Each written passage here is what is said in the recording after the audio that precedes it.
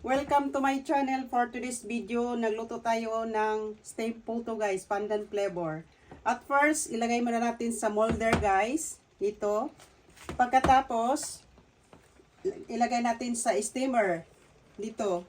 Ayan, tingnan mo guys, malapit na siya maluto. Ayan. Then pagkatapos guys, oongin mo, ilagay mo siya dito, pasingawin mo muna siya at hanggang ilagay dito sa rack.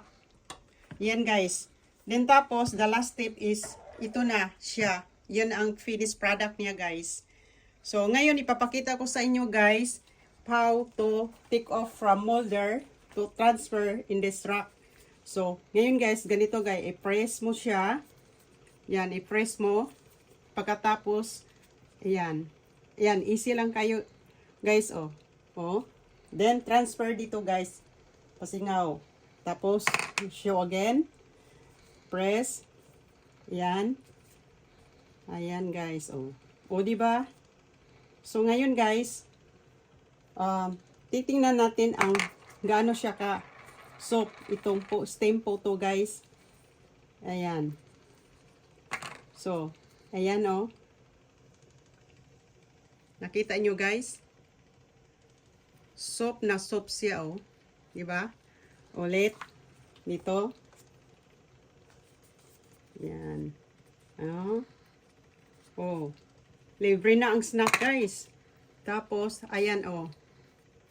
So, gaano siya so very soft siya guys. Look at this. Oh.